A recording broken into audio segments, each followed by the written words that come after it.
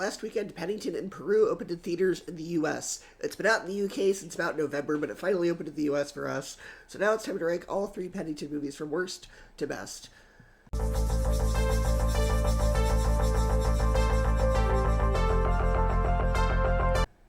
And in last place is Paddington in Peru.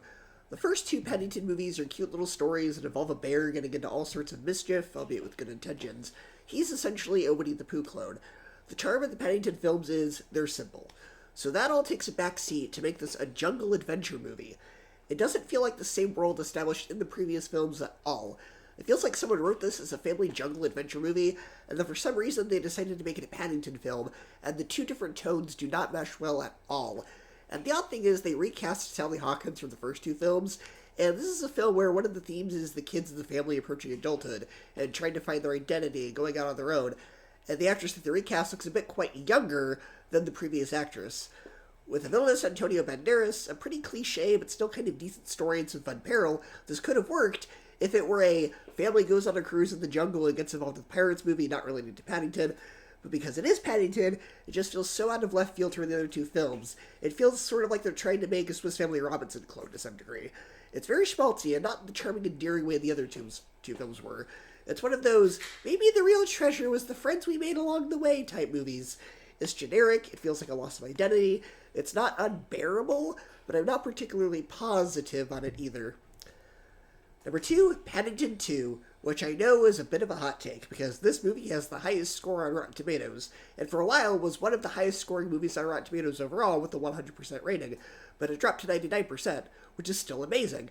While I do have a positive review of this film, I don't think it's as good as the first one, because it doesn't flow as well plot-wise, and the villain in the first movie was a lot better. The villain in this one is just goofy, and not a serious threat like the villain in the first one. The first film I think also had a lot more heart and a better character arc. This one feels a bit episodic, but I know I'm one of the few people who doesn't appreciate this one more than the first one. There's even a running joke in the movie The Unbearable Weight of Massive Talent about how much people love this movie. Thank you. Can you just stop stalling and answer the question? What is your third favorite movie of all time? Paddington 2.